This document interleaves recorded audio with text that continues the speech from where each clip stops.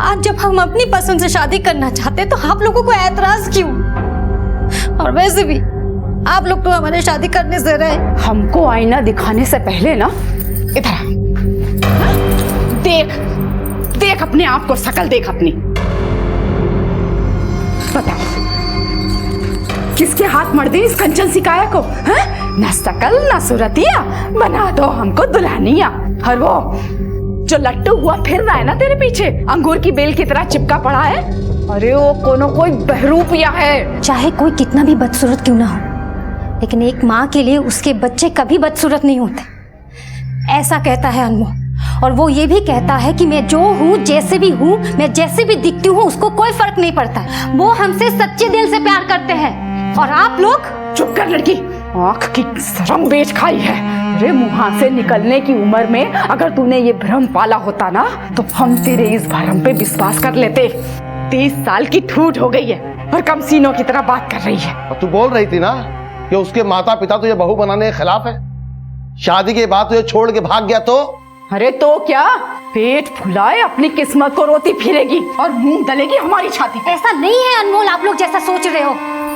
लड़की पागल हो गई है तू। अरे अपनी खोपड़िया का कचो इस्तेमाल कर ले, नौकरी पेशे वाली लड़की है। अरे उसकी नजर तेरी तनख्वाह पे है। वो हमसे ज्यादा कमाते हैं माँ, और उन्होंने यहाँ तक कहा है कि अगर चाहूँ तो शादी के बाद मैं जॉब छोड़ दूँ। अरे बिटिया रानी, जॉब को छोड़ेगी तू? हाँ, अरे तूने छोड़ दी जॉब तो हमारा का भाई? हाँ, और ये घर कैसे चलेगा? सोचना जरा।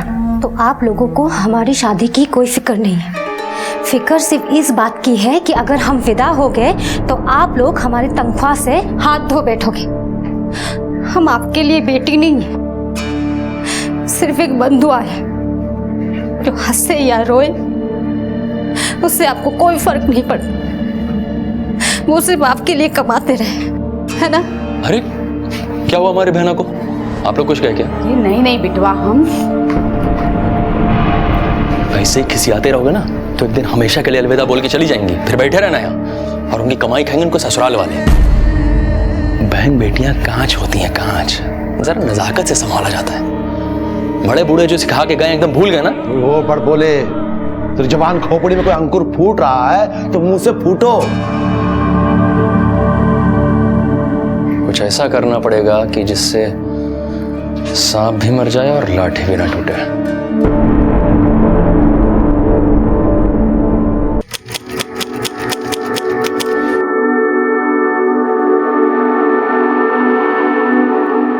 आज से आप कानूनन पति पत्नी हैं।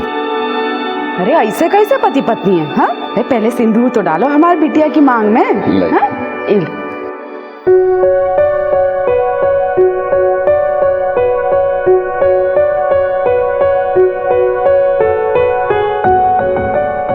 अच्छा, अब हमें इजाजत दीजिए।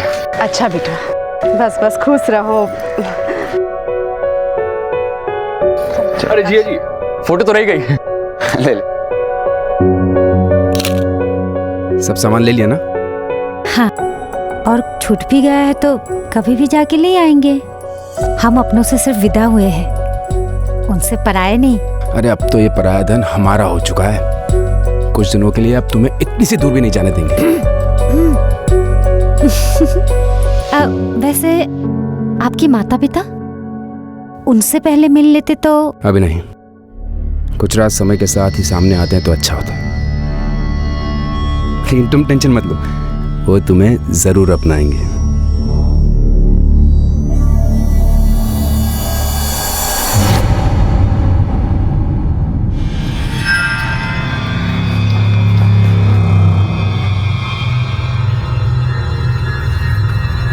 अरे यहाँ तो ताला लगा हुआ है, अब क्या करें? महेश बेटा तू दोबारा फोन लगा। आप जिस नंबर को डायल कर रहे हैं अरे क्या वो हुआ? इस समय स्विच ऑफ है। फोन लग नहीं रहा। अनमोल को लगा ना? हाँ। आप जिस नंबर को डायल कर रहे हैं वो इस समय स्विच ऑफ है। नहीं लग रहा। शादी कब हुई तू दोनों? सब 5 दिन हो गया। हमारी माधुरी अनमोल जी से बहुत प्रेम करती है।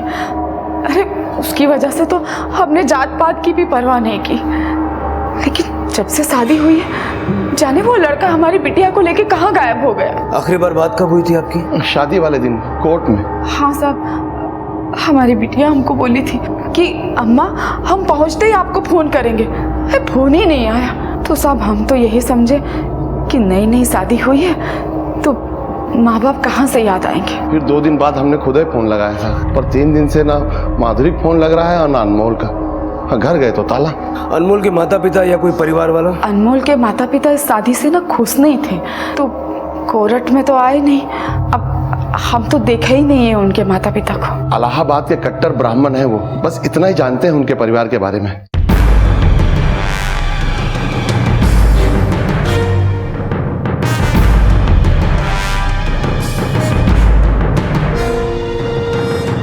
सर हमें तो ये भी नहीं मालूम कि उसका नाम अनमोल था। उसकी यहाँ पे किसी के साथ बोलचाल भी नहीं थी। बीवी कहाँ थी उसकी? वो तो अकेले रहता था। इस मकान का मालिक दिल्ली में रहता है। राजेश भाई ने ये मकान किराए पे दिया हुआ है और राजेश भाई एक ब्रोकर है। हाँ साहब, मैंने ही दिलाया था साहब 2 महीने पहले घर अनमोल को किराए पे।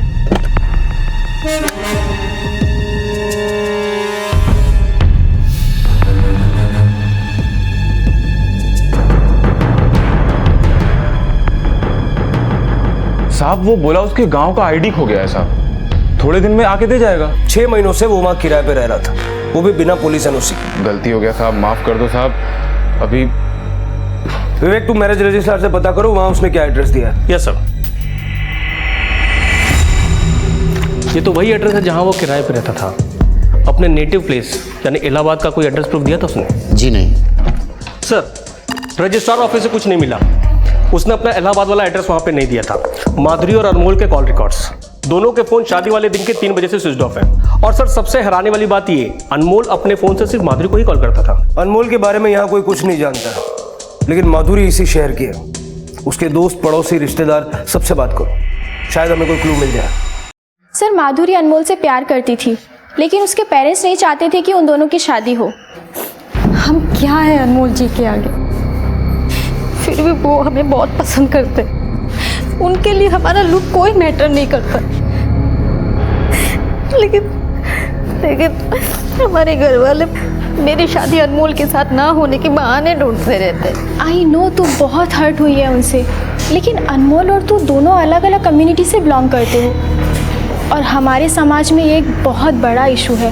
पेरेंट्स को हमारे इंटरकास्ट मैरिज से कोई प्रॉब्लम नहीं। उनको इस बात की प्रॉब्लम है कि अगर हमने अनमोल के साथ शादी कर ली तो उनका खर्चा कैसे चलेगा। उनको हमारी खुशियों की कोई परवाह नहीं है। उनको सिर्फ मतलब है हमारे सैलरी से। ये माधुरी और अनमोल मिले कैसे? सर फ्रेंड्स बुक पर।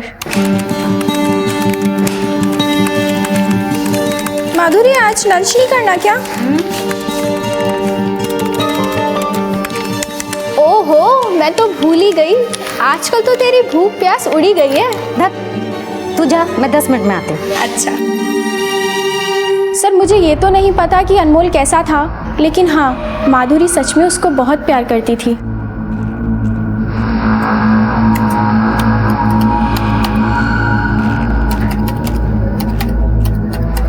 सर इन दोनों ने अपना अकाउंट 18 दिसंबर 2013 को दिन में 3 बजे के बाद डीएक्टिवेट कर दिया था। ठीक उसी दिन दोनों ने शादी की थी और उसी दिन से दोनों का फोन स्विच ऑफ आ रहा है। माधुरी की फ्रेंड के मुताबिक माधुरी के माता पिता इस शादी से खुश नहीं थे, क्योंकि माधुरी उनका बैंक बैलेंस थी।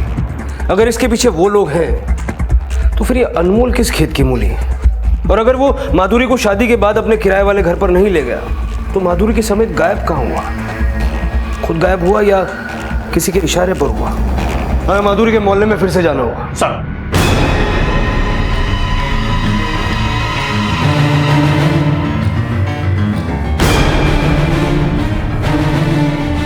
माधुरी का बाप 10 साल पहले ही बेरोजगार हो गया। उसके बेटे ने कभी काम करने की नहीं सोची।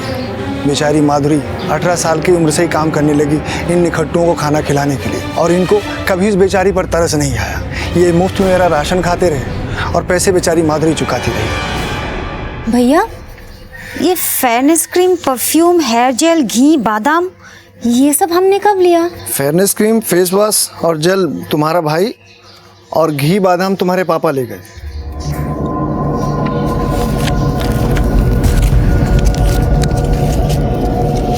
भैया फिलहाल आप इतना ही रख लीजिए, बाकी का मैं अगले महीने चुका दूंगी। माधुरी देखने में सुंदर नहीं थी साहब, पर दिल की बहुत अच्छी थी। उसकी शादी से 6-7 साल पहले ही हो जानी चाहिए थी, पर करने वालों की नीयत कहाँ थी उसका घर बसाने की। मंजुला बहन, माधुरी की उम्र हो गई है शादी की, उसकी शादी नहीं करोगी?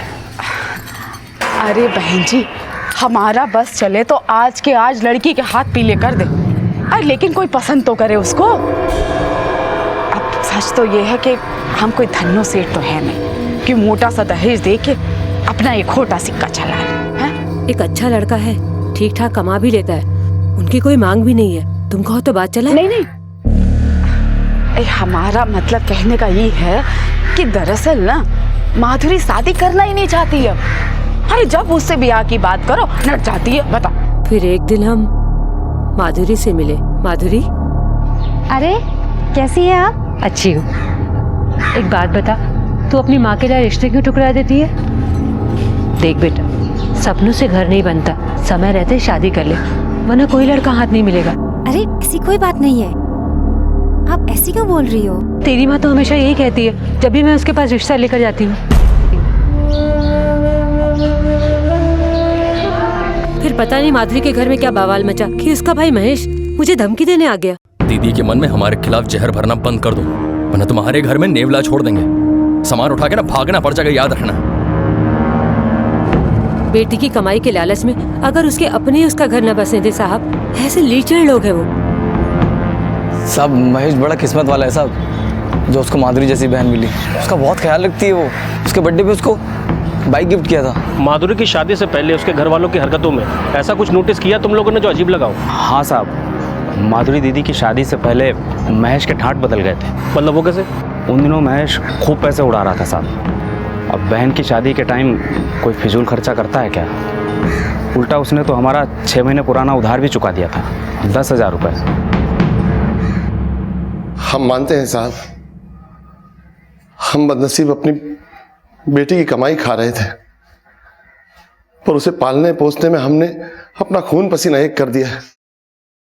अब अगर वो अपना फर्ज निभा रही है तो इसमें गलत क्या है? फर्ज जब मजबूरी बन जाए तो निभाना भारी पड़ता है। माधुरी की शादी कराने का फर्ज भी तुम लोगों पर भारी पड़ने वाला था, क्योंकि माधुरी के अलावा घर में कोई कमाता नहीं था। कुछ कमाता नहीं, तू फिर भी अपने दोस्त के 10,000 रुपये चुका दिए। साहब वो पैसे हमें हमारी बहन ने दिए थे, वो हमें परेशान नहीं देख सकती ना, इसलिए। परेशान तो खुद माधुरी थी तुम लोगों से। अनमोल से शादी करा के तुमने उससे पीछा छोड़ाने की सोची, लेकिन उसकी खुशी तुम्हें कहाँ रास आती? इसीलिए तुम सब ने मिलकर उसे मरवा दिया है ना? ये क्या कह रहे हैं साहब आप? हम दोनों माधुरी के माई बाप हैं, हम अपनी बिटिया को क्यों मरवाएंगे? सच खुद तेरी जबान पे आ गया। हमने पूछा कि बेटी दामाद को अगवा किया और तुमने उसके मरने की बात कह दी। नहीं नहीं नहीं साहब, आप गलत समझ रहे हैं। घबराहट में इसके मुंह से निकल गया है। मुंह से वही निकलता है जो दिल में होता है। बोलो, माधुरी कहाँ है? हमारा दिल जानता है हम अपनी बहन से कितना प्यार करते हैं। अब हम पर लांछन लगा रहे साहब। लांछन नहीं, शक। गेहूं के साथ घुन भी तो पिसता है। माधुरी के साथ अनमोल भी तुम्हारा शिकार बन गया है ना? माधुरी के गायब होने में अनमोल का ही हाथ है। आप उसे पकड़ नहीं पा रहे और हमें परेशान कर रहे हैं। ज्यादा नाटक मत कर, समझा? नहीं तो हलक में उंगली डाल के सच निकलवा दूंगा। देखिए, आप चाहें तो हमें मार ले, पर ऐसा घिनौना आरोप हम पे न लगाएं। साहब, हम मानते हैं कि हमने अपनी बिटिया को कभी कोई सुख नहीं दिया, पर उनके गायब होने में हम लोगों का कोई हाथ नहीं है साहब। साहब हम सच में नहीं जानते अनमोल हमारी बहन को कहाँ लेके गया। हम कसम खा के कह रहे हैं साहब। सच क्या है जल्दी ही सामने आ जाएगा। उसके बाद ये मगरमच्छ के आंसू नहीं, खून के आंसू रहोगे तुम लोग। ये तो साफ है कि माधुरी के घर वाले नहीं चाहते थे कि माधुरी किसी से भी शादी करे, लेकिन उसको मारने से उनका पर्पस सॉल्व नहीं होता, क्योंकि उससे फायदा वो सिर्फ उसके जीते जी उठा सकते थे। सर, उन्होंने जरूर माधुरी और अनमोल करके रखा होगा और डाइवोर्स देने के लिए फोर्स कर रहे होंगे। इनकी चमड़ी उधेड़ेंगे तब सच उगलेंगे। फिलहाल इन मोटी चमड़ी वालों पर नजर रखो, हो सकता है ये माधुरी और अनमोल से मिले। सर, माधुरी का गायब होना उसके लालची परिवार के किस लालच की पूर्ति कर रहा था? माधुरी और अनमोल की शादी के खिलाफ होने के बावजूद भी उसके परिवार ने ऐसा क्या फायदा देखा कि उन्होंने इस शादी को रजामंदी दे दी? माधुरी के गायब होने में उसके पति अनमोल की क्या भूमिका थी? पुलिस की जांच घूम फिर कर इन्हीं सवालों में उलझी हुई थी, लेकिन माधुरी के गायब होने का रहस्य ऐसे कई और सवाल खड़े करने वाला था जिसकी कल्पना भी पुलिस ने नहीं की थी। सर, ये रहा माधुरी के बीमा का कागज और ये उसके प्रत्याशी यानी हमारा प्रमाण पत्र। बताइए हमको बीमा का पैसा कब तक मिलेगा? अरे भैया, आपके प्रमाण पत्र से पहले माधुरी का मृत्यु प्रमाण पत्र चाहिए। बोले तो थे आपको। सिर्फ आपके ये कहने से कि माधुरी मर गई ये प्रमाणित नहीं होता भाई।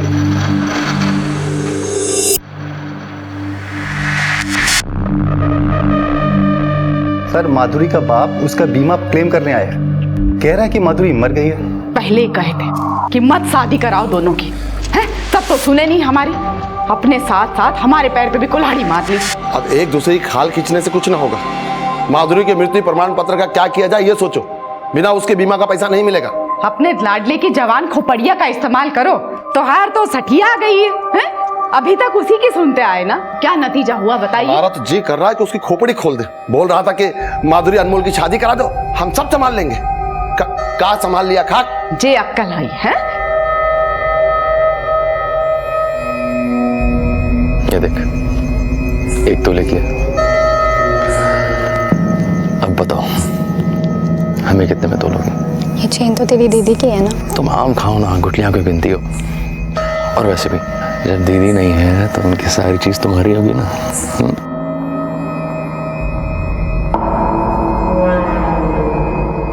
सर, हमें तो लग रहा है कि जब ये लोग अनमोल और माधुरी को शादी करने से रोक नहीं पाए तो उसे मार के उसके बीमा का पैसा खाने की सोची और शादी होने दी ताकि सारा इल्जाम अनमोल पे आ जाए। तुम कहना चाह रहे हो कि माधुरी का मर्डर हो चुका है और अनमोल अपने आप को बचाने के लिए भाग गया। अगर ऐसा होता तो हमें माधुरी की लाश जरूर मिलती, लेकिन यहाँ कहानी कुछ और है। माधुरी की शादी माधुरी के माता पिता की मर्जी से नहीं बल्कि महेश की रजामंदी से हुई। अब सवाल यह है कि महेश क्यों चाहता था कि अनमोल और माधुरी की शादी हो। इस महेश का बैकग्राउंड खंगालो, पता करो कि जीजा साला बनने से पहले महेश और अनमोल का रिश्ता क्या था। सर,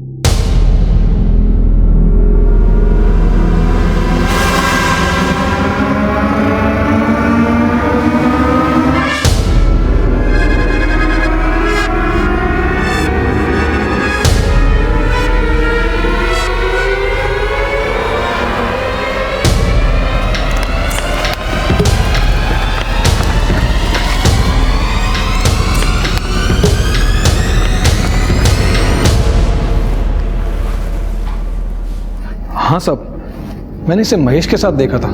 दोनों में 36 का आंकड़ा था। यार आज बियर नहीं, आज रम पी जाएगी। समझ में आया? बियर। उठ साले, मेरी बहन का पीछा करता है साले। अरे क्या लगा रखा है? पकड़ो इनको।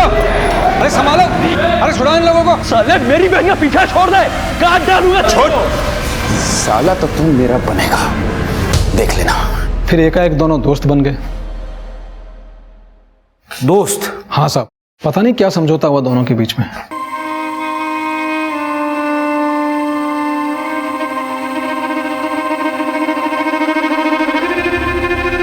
साले तुझे मरने का शौक है क्या जो फिर से आ गया? हम यहाँ झगड़ा करने नहीं आए, सुलह करने आए।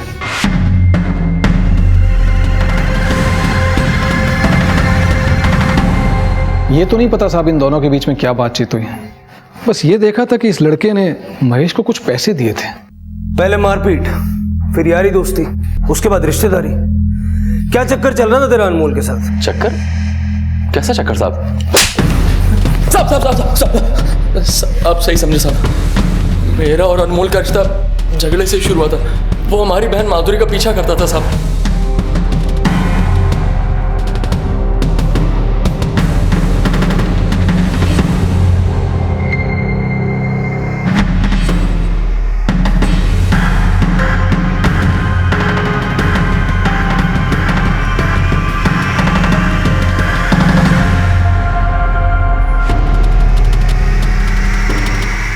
देख रहे हो भैया, दीदी का दीवाना।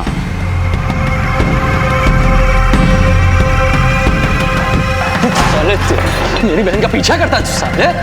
कॉलर क्या कर लेगा बे? साला तो तू मेरा बनेगा, देख लेना। उसकी धमकी धीरे धीरे सच होने लगी थी साहब। माधुरी बोलने लगी थी कि शादी करेगी तो अनमोल से ही करेगी। 30 साल की उम्र तक किसी लड़के ने घास नहीं डाली तो प्यार में अंधी हो गए थे। और अनमोल ने तुझे गूंगा बना दिया पैसा देकर। हम तुम्हारी बहन माधुरी से सच्चा प्यार करते हैं और वो भी हमसे। अब तक तो तुम जान ही गए होगे। देखो, हम जानते हैं कि तुम्हारे परिवार में माधुरी की कितनी अहमियत है, पर तुम हमारी शादी उससे होने दो। अब तक माधुरी जो भी तुम्हारे परिवार के लिए करती आई है, हम उसमें उसका पूरा साथ देंगे। अब एक मिनट, ये रखो। अब जाके अपने माता पिता से हमें अपना जीजा बनाने की सिफारिश करो। थोड़े से पैसों के लिए तूने अपनी बहन को भाड़ में झोंक दिया। तूने उसकी शादी नहीं, सौदा किया, बेच दिया उसको। ऐसा मत बोलो साहब, भाई है उसका। अनमोल हमें पैसा देता था, लेकिन हमको लगा वो अच्छा आदमी है, हमारी बहन का ख्याल रखेगा। पैसे देने वाला तो अच्छा ही लगेगा ना तुम जैसे लालचियों को। हम लालची जरूर हो सकते हैं, लेकिन इतने गिरे हुए नहीं कि अपने खुद के जने बिटिया को मरवा डाले। मार नहीं सकते थे तो उसके बीमे के पैसे वसूलने की क्या जल्दी थी? हमारे पास एक ढेला नहीं है और माधुरी का भी कोई पता नहीं। ऐसे में हम क्या करते? कुछ ना कुछ तो जुगाड़ करना ही पड़ेगा। मतलब आप लोग नहीं जानते थे कि अनमोल ने आपकी हामी भरवाने के लिए महेश का इस्तेमाल किया, उसे खूब पैसे दिए? नहीं साहब, हम नहीं जानते थे कि हमारा पाला हुआ ही हमको डस रहा है। जहर तुम सब में भरा है, तुम सब माधुरी के दुश्मन हो। पता नहीं अब वो जिंदा भी होगी कि नहीं।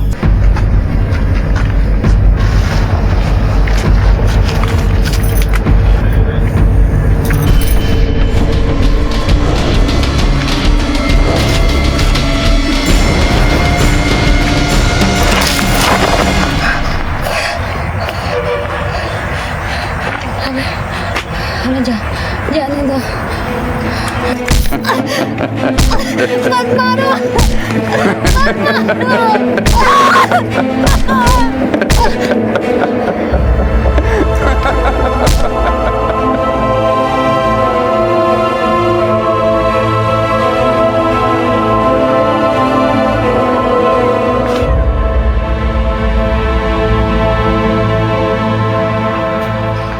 दोनों में नॉर्मल चैटिंग होती थी, लविंग कपल्स टाइप। इन दोनों के अकाउंट में कितने फॉलोअर्स थे और कोई ऐसा है जो सस्पिशियस लगे? एक सुधा नाम की लेडी है जो अनमोल को बार बार फ्रेंड रिक्वेस्ट भेजती थी, लेकिन वो डिनाई करता था। ये देखिए सर, उसका एक मैसेज, ये सेकंड वाला। हाय मनीष, हमसे बात क्यों नहीं करते? आजकल कहाँ हो? जल्दी वापस आ जाओ। ये सुधा अनमोल को मनीष क्यों कह रही है? हमें सुधा तक पहुंचना होगा।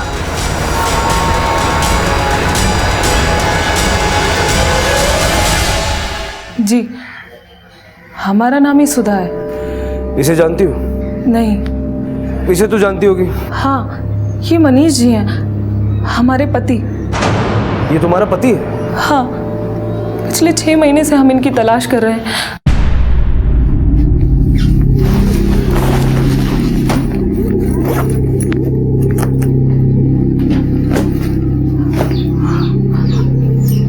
आप कहीं जा रहे हैं जी? हर बात में टांग अड़ाना जरूरी है क्या? अपने काम से काम रखो, समझी? और उस दिन के बाद वो आज तक लौट के नहीं आए। क्या वो तुम्हें हमेशा पीटा करता था? नहीं सर, पर उन्हें गुस्सा बहुत आता था। कुछ बात तो थी जो उन्हें अंदर ही अंदर परेशान कर रही थी। कौन सी बात? उन्होंने कभी कुछ बताया नहीं, लेकिन अक्सर नींद में कुछ बड़बड़ाया करते थे। छोड़ दो, छोड़ दो, छोड़। क्या हुआ? हम कई महीनों से उनकी तलाश में थे। फिर एक दिन अचानक हमने उनकी फोटो सोशल नेटवर्किंग साइट पर देखी। हमने उनको कई सारे मैसेज भी किए, पर उनका कोई जवाब नहीं आया। उसे कोई दिमागी बीमारी थी? नहीं, पर अचानक से उनका मूड चेंज हो जाता था और इतना गुस्सा आता था कि अपना आपा खो बैठते थे।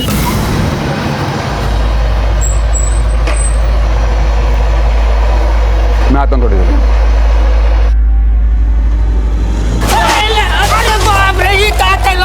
अंधा है क्या? तेरे बाप की सलाह और गुस्से में इतने पागल हो जाते थे कि किसी की भी जान ले सकते थे।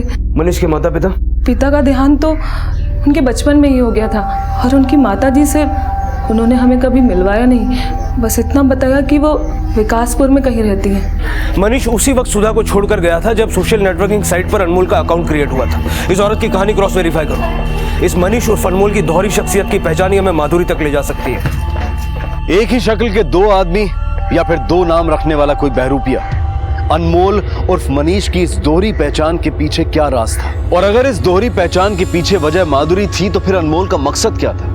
क्योंकि माधुरी से शादी करने के बाद अनमोल उसे हासिल तो कर ही चुका था, फिर दोनों को इस तरह से गायब होने की क्या जरूरत थी? क्या इसके पीछे कोई और बड़ा मकसद था? यह जानना बेहद जरूरी था, इसलिए पुलिस ने मनीष से जुड़ी हर बात की तह तक जाना शुरू कर दिया। सर, विकासपुर नाम का गांव कटनी के आसपास किसी भी तहसील में नहीं है। इसका मतलब मनीष ने सुधा से भी झूठ बोला। सर, मनीष यादव के बैंक स्टेटमेंट और फाइनेंशियल रिकॉर्ड्स। सर, ये मनीष यादव तरिया गांव के किसी सहकारी बैंक से हीरा देवी नाम की औरत को पैसे ट्रांसफर किया करता है। और सर 6 महीने पहले किसी सतीश यादव ने बहरीन के अकाउंट से मनीष यादव के अकाउंट में 10 लाख रुपए ट्रांसफर कराए। मनीष यादव, सतीश यादव और ये हीरा देवी यादव, पता करो इन 3 यादवों के बीच में कनेक्शन क्या है।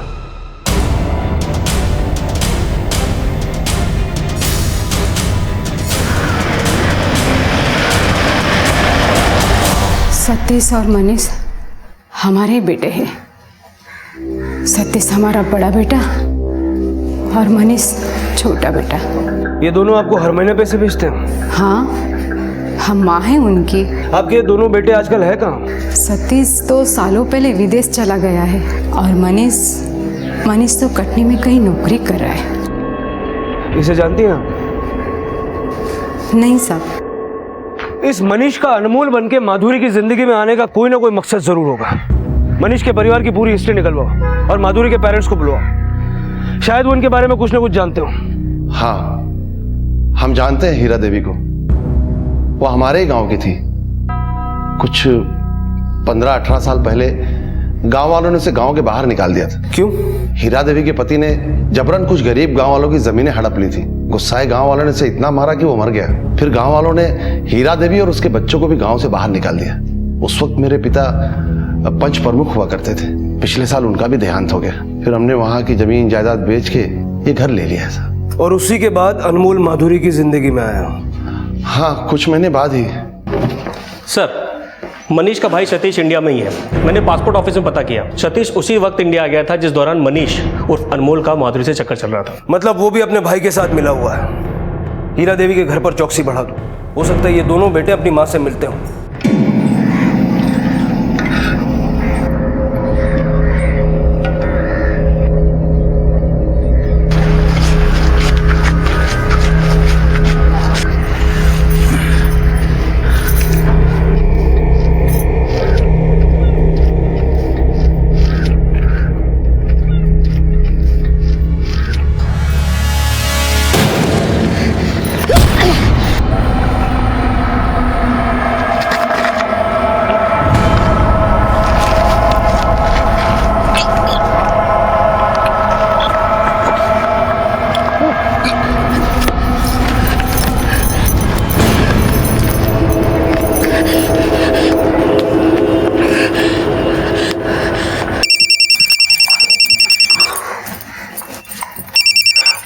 हेलो माँ, हमें बचा लो। माँ, हमें बचा लो।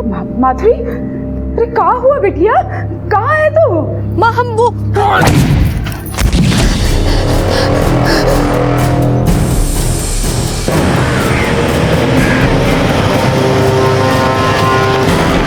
सर, माधुरी ने इसी लोकेशन से फोन किया था। हमें माधुरी को जल्द से जल्द ढूंढना होगा विवेक।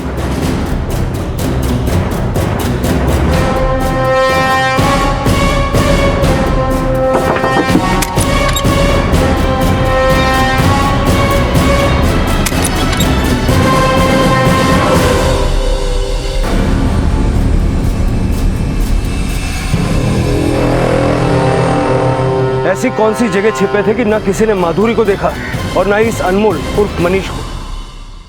हम जानते हैं हीरा देवी को। वो हमारे ही गांव की थी। 15-18 साल पहले गांव वालों ने उसे गांव के बाहर निकाल दिया था। हेलो शांताराम, जल्दी से बताओ, गांव से निकाले जाने के बाद हीरा देवी और उसके बच्चे अमरपुर के पास किसी जंगल में रहते? साहब, वो लोग खड़िया जंगल में रहते थे।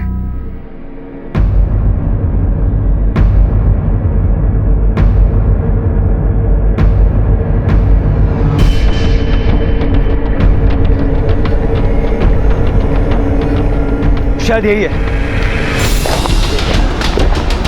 आसपास देखो।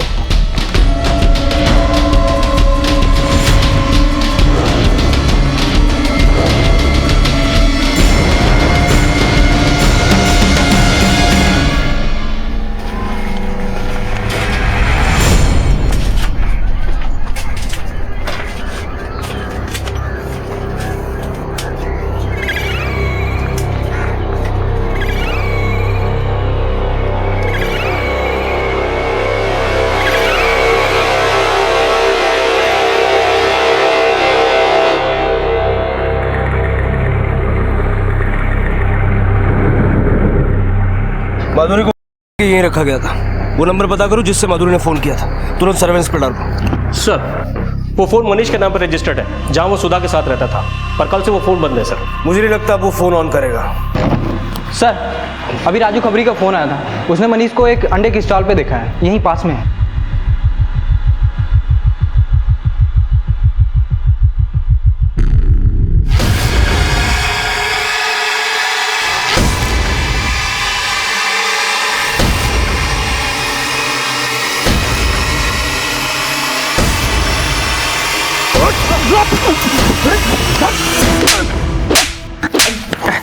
बोल कहाँ है माधुरी?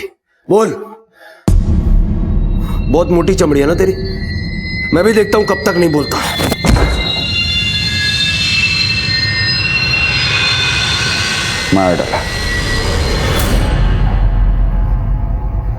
मार डाला हमने माधुरी को। क्यों मारा? बोल। क्योंकि उसका खानदान, हमारी माँ, हमारे पिता, हमारे भाई का दोषी है। उसके दादा ने हमारे पिता की जान ली थी। उसके दादा ने नहीं, गांव वालों ने तुम्हारे पिता की जान ली थी, क्योंकि वो गरीबों की जमीन पर कब्जा करना चाहते थे। अरे कब्जा तो माधुरी के दादा को हमारी जमीन पे करना था, इसीलिए उसने हमारे पिता को फंसाया और उनको मौत का फरमान सुना दिया। इस दगाबाज को तब तक मारो जब तक ये मर न जाए।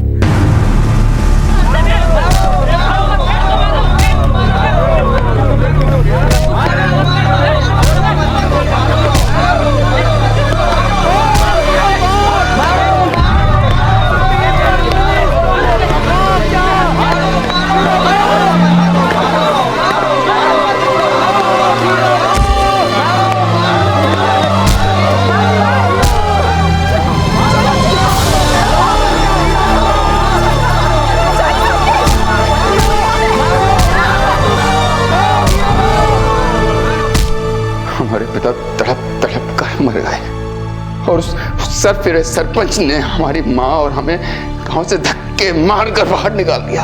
हम अपने पिता का क्रियाकर्म तक नहीं कर पाए, हम चैन से जी नहीं पा रहे थे। हमें लगा कि हमें कुछ ऐसा करना है जिससे हमारे पिता की आत्मा को शांति मिल सके। जब उस सरफिरे सरपंच ने हमारी कब्जा की हुई जमीन की बिक्री की, तब हमें उसकी नस्ल का पता चला। हमें देखा कि उसका पूरा परिवार माधुरी की कमाई पे जी रहा है। बस तभी हमने माधुरी को उससे छीनने की ठान ली। पहले हमने माधुरी को प्यार के जाल में फंसाया,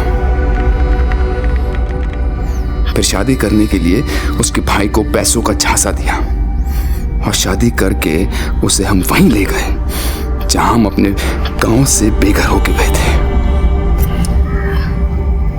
अनमोल, ये कहाँ आ गए हम? अनमोल, अनमोल क्या कर रहे हो?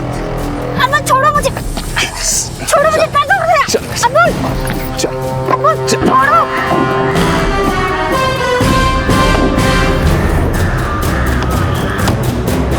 छोड़ो हमें, छोड़ो।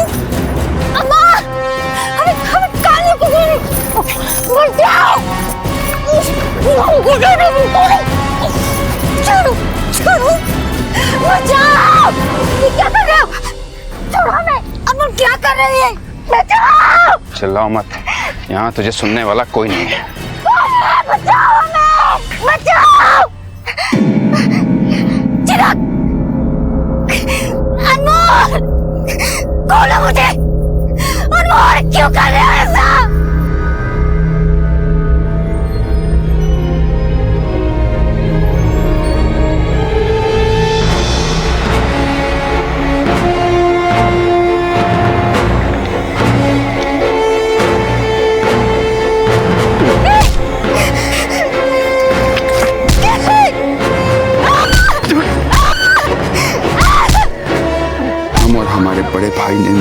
माधुरी का वो हाल किया जो हमारे पिता का हुआ था।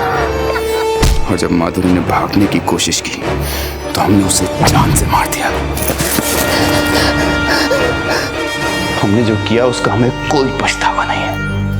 हम नहीं मानते किसी कानून वानून को। तब कहाँ था आपका कानून जब हमारे पिता को पीट पीट कर मार दिया गया था? तब कहाँ थे आप जब उस सरफिरे सरपंच ने हमारे पिता को मौत का फरमान सुनाया? अगर तूने माधुरी को मार दिया था तो जंगल में हमें उसकी लाश क्यों नहीं मिली? तेरे भाई ने उस रखा है ना? बोल कहाँ है माधुरी? माधुरी को हमने मार दिया। उसकी लाश कौन जानवर खा गया हमें नहीं पता। और हमारे भाई साहब तो कल ही बाहर निकल चुके हैं। आपको पकड़ना है तो जाके पकड़ लीजिए वहां। माधुरी जिंदा है और उसका भाई भी इंडिया में है। ये हमसे झूठ बोल रहा है।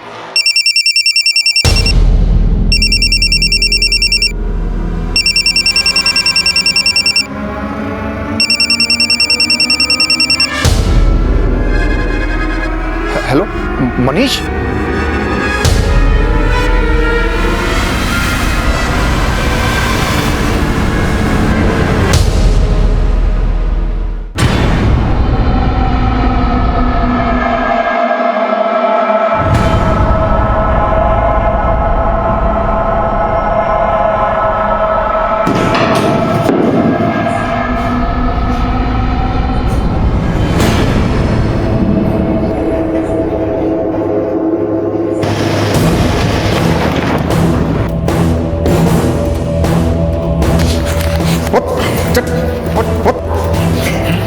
तेरे कारण मेरा भाई पुलिस के हाथों पकड़ा गया। मैं तेरे को जिंदा नहीं छोड़ूंगा।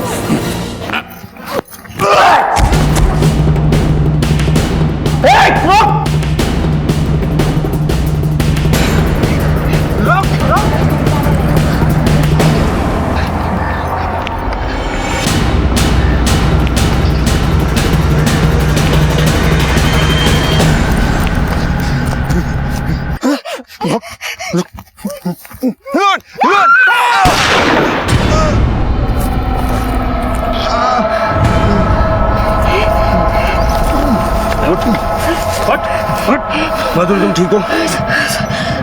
चल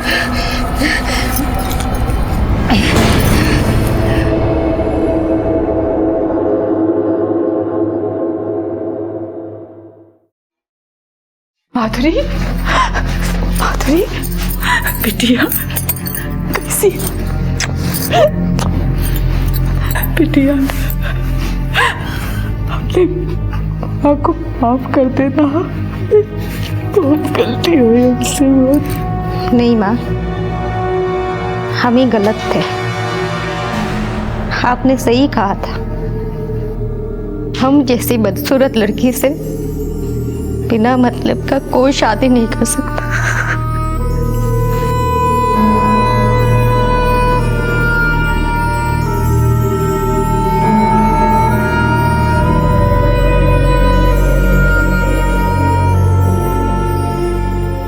एक स्त्री के लिए शादी उसके जीवन का सबसे बड़ा और अहम फैसला होता है, क्योंकि वो अपना सब कुछ त्याग कर एक पुरुष के साथ अपनी नई जिंदगी शुरू करती है और पूरी तरह से अपने आप को उस रिश्ते में समर्पित कर देती है जिसके लिए वो ढेरों सपने सजोती है। और अगर यही सपने टूटकर दर्दनाक और भयानक बीता हुआ कल बन जाएं, तो इंसान के आत्मविश्वास की धज्जियां उड़ जाती हैं और इंसान अपने आप को कोसने की भूल कर बैठता है। और माधुरी के साथ भी ऐसा ही कुछ हुआ था। और मनीष ने अपने अपराध को अंजाम तक पहुंचाने के लिए जो दलीलें दी थी, वो भले ही उसके पिता और उसके परिवार के साथ हुए अन्याय की कड़वी हकीकत को बयां करते हों, लेकिन इसका मतलब ये नहीं कि इंसान कानून को ताक पर रखकर खुद ही हिंसक बन जाए। मनीष और उसके भाई को एब्डक्ट और अटेम्प्ट टू मर्डर के केस में अरेस्ट किया गया है। उन्हें उनके किए की सजा जरूर मिलेगी, लेकिन माधुरी के मन के घावों को भरने में काफी वक्त लगेगा। बदले की भावना को अपने मन में पनपने देना सिर्फ खुद को नुकसान पहुंचाना है, और इस भावना ने आज तक कभी किसी का फायदा नहीं किया है। अब मैं अनूप सोनी आपसे विदा लेता हूं। फिर मुलाकात होगी अगले एपिसोड में और खुलासा करेंगे एक और जुर्म का। तब तक अपना और अपने परिवार का ख्याल रखें और देखते रहें क्राइम पेट्रोल डायल 100। सबक एक को सीख हम सबको। जय।